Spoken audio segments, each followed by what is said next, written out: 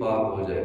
روزہ ہے تزکیہ نفس کرنے کے لیے، نفس کو سیدھا کرنا، نفس کو سدھارنا، برے عقائد سے بچانا، اچھے اور درست عقائد کا پابند بنانا، بری عادتیں چھڑانا، اچھی باتوں کا عادی بنانا، گناہ چھڑا کر عبادت پر لگا دینا، باطنی بیماریوں جیسے ریاکاری باطنی بیماری ہے، خود پسندی باطنی بیماری ہے، حسد ہے، تکبر ہے، دنیا کی محبت ہے، حرص ہے، بخل ہے وغیرہ، اس سے نفس کو پاک کرنا یہ بہت بڑا فضیلت والا کام ہے۔ اور اس کے بدلے میں کیا ملتا ہے؟ جنات النعیم، ہمیشہ رہنے کے باغات ملتے ہیں جن کے نیچے نہریں جاری ہیں، ہمیشہ ان میں رہیں گے، اور یہ اس کی جزا ہے جو پاک ہوا۔ جس نے اپنے دل کو پاک کر لیا اس کے لیے جزا ہے جنت کے باغات جو ہمیشہ ملے گی۔ تو جو ایمان اور نیک اعمال کے ذریعے نفس کو پاک صاف کرے، اچھے اخلاق اپنائے، اچھی عادتیں اپنائے۔ اب رمضان میں اچھی عادتیں نہیں اپنائیں گے تو پھر کب اپنائیں گے؟ رمضان میں اپنے آپ کو عبادت کا عادی نہیں بنائیں گے تو پھر کب موقع ملے گا؟ عبادت میں گزرے میری زندگانی، کرم ہو کرم یا خدا یا الہی۔ ہمارے آقا صلی اللہ علیہ وسلم دنیا میں تشریف لائے اور آپ کی تشریف آوری کا بنیادی ایک مقصد جو تھا وہ تزکیہ نفس تھا۔ جیسا کہ قرآن پاک میں اللہ پاک فرماتا ہے، ترجمہ کنز الایمان، جیسے ہم نے تم میں بھیجا ایک رسول تم میں سے کہ تم پر ہماری آیتیں تلاوت فرماتا ہے اور تمہیں پاک کرتا ہے۔ مفتی صاحب فرماتے ہیں کہ جسمانی، قلبی، روحانی، خیالات وغیرہ کی مکمل پاکی، اس کو کہتے ہیں تزکیہ۔ آیت کریمہ کا ایک معنی یہ ہے کہ اے لوگو، ہمارے محبوب صلی اللہ علیہ وسلم تمہارے جسموں کو ظاہری گندگیوں سے پاک فرماتے ہیں، کہ تمہیں پاکی کے طریقے سکھاتے ہیں، تمہارے دلوں کو گندے اخلاق اور عیوب سے اور خیالات اور شرک اور کفر سے صاف فرماتے ہیں۔ تو ہمارے لوگوں نے اپنے اپنے لحاظ سے کامیابی کے معیار مقرر کر رکھے ہیں۔ کسی کے نزدیک مالدار ہو جانا کامیابی ہے، کسی کے نزدیک شہرت مل جانا کامیابی ہے، کسی کے نزدیک منصب کا مل جانا کامیابی ہے، بڑا عہدہ مل جانا کامیابی ہے۔ بس ہر ایک نے اپنا اپنا ایک معیار بنا رکھا ہے کامیابی کا، ہر کوئی اپنے حساب سے سوچتا ہے اور پھر کامیابی کے پیچھے دوڑتا چلا جاتا ہے، دوڑ لگی ہوئی۔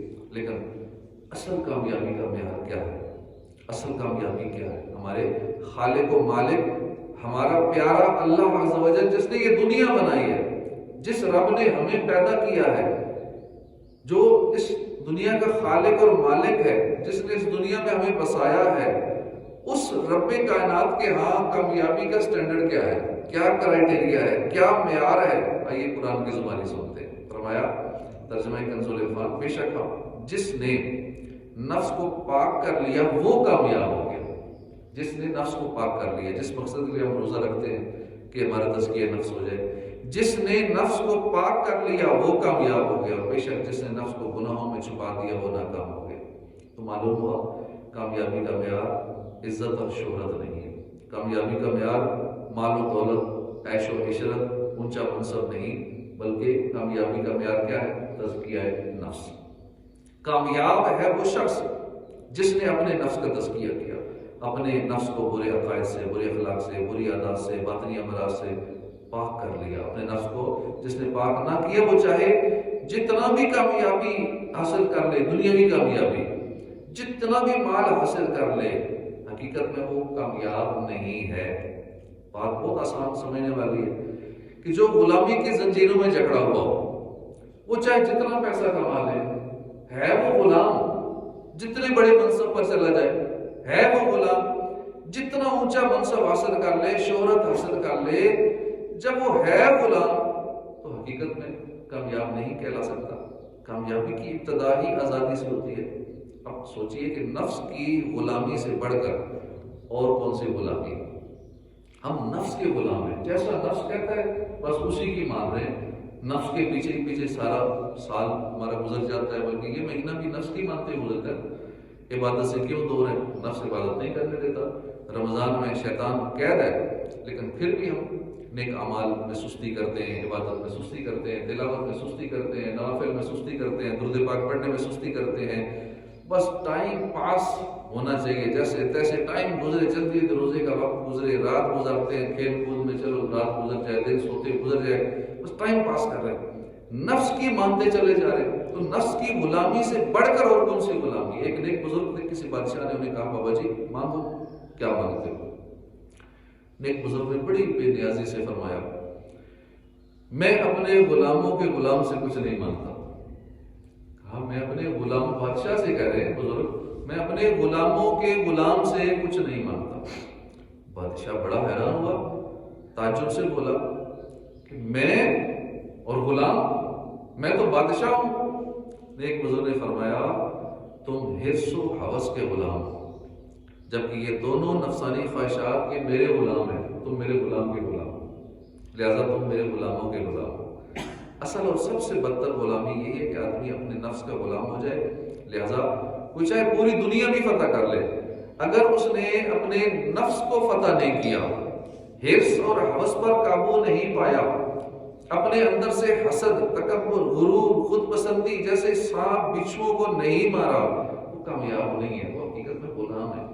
اس کو کنجوسی کی بیماری لگی ہوئی ہے، وہ کنجوسی کا غلام ہے، سخاوت نہیں کرتا. اللہ کی راہ میں دینے کے لیے اس کے نفس نے قابو کیا ہو، نفس کی مان رہا کیونکہ اس کو غلام ہے، اپنے آقا کی مان رہا ہے اس لیے اللہ کی راہ میں خرچ نہیں کر رہا. دیگر معاملات میں نفس کی مان رہے تو نفس کا غلام ہے. اللہ پاک ہمیں نفس کی غلامی سے آزادی نصیب فرمائے. کاش ہم نفس و شیطان سے بچ کر صرف اور صرف اللہ رسول کی فرما برداری اختیار کر لیں. تو تزکیہ نفس یعنی نفس کو سدھارنے کی کوشش جاری رکھنا بہت ضروری ہے.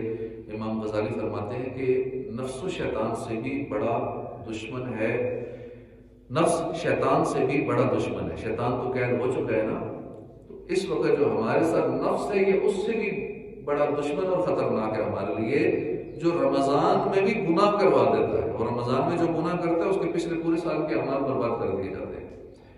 شیطان کو ہم پر خواہشات نفس ہی کے ذریعے غلبہ حاصل ہوتا ہے. لہٰذا اگر تم نفس کی رضا میں اس کی خواہشات کی پیروی کرو گے تو ہلاک ہو جاؤ گے. اگر نفس کی خواہشات پر غور و فکر کرنے سے غافل رہو گے، گناہوں کے سمندر میں غرق ہو جاؤ گے.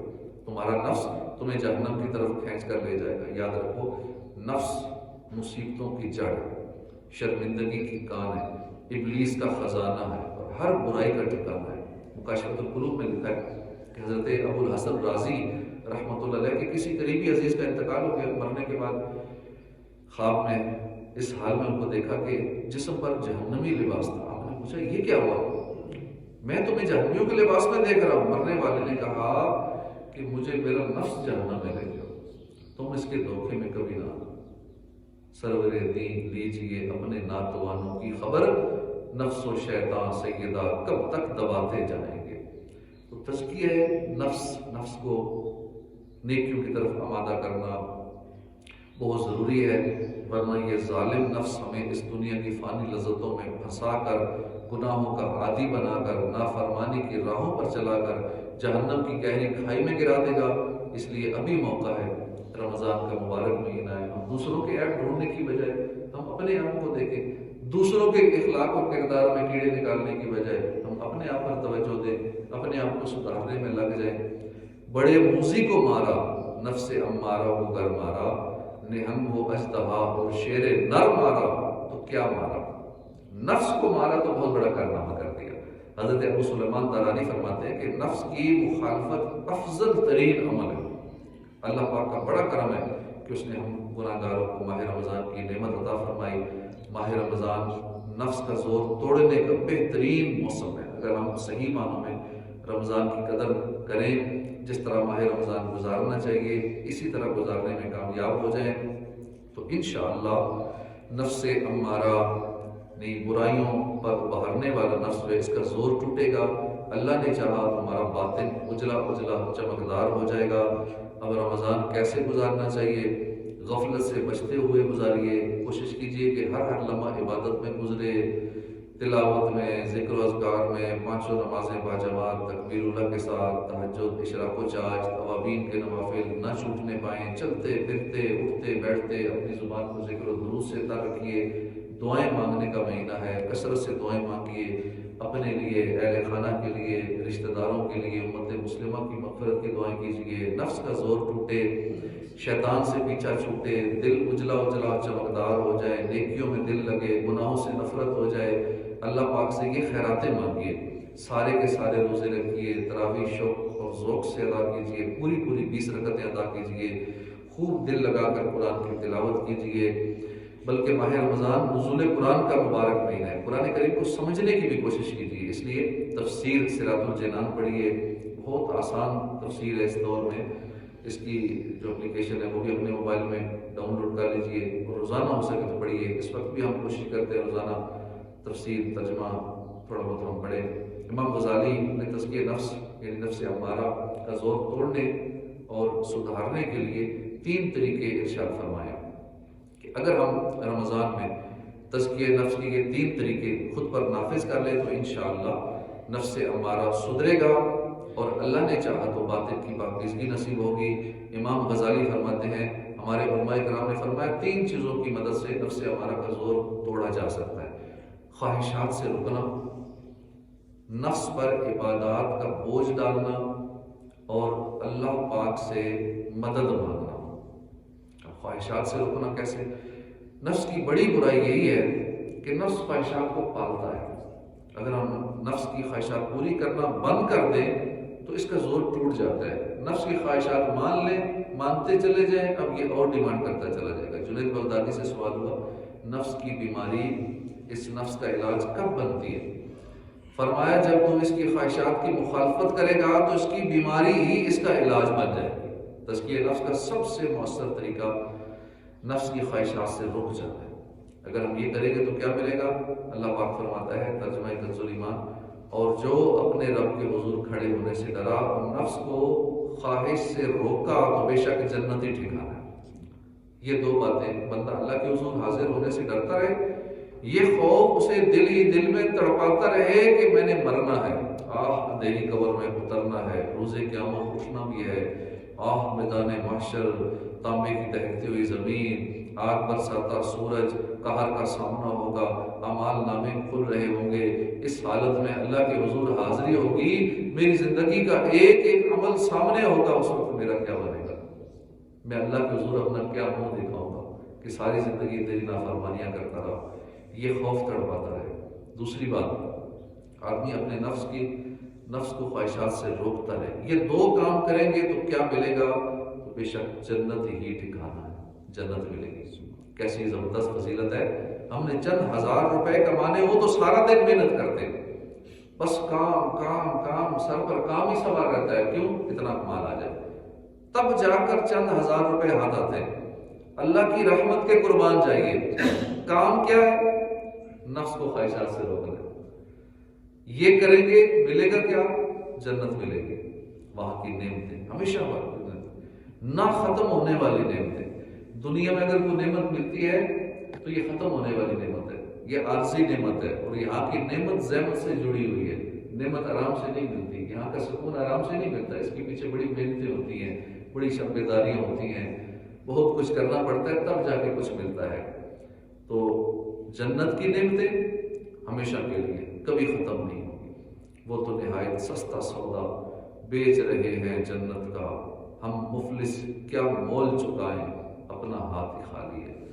اللہ پاک ہمیں تزکیہ نفس کی توفیق عطا فرمائے، آمین بجاہ النبی الامین صلی اللہ علیہ وآلہ وسلم۔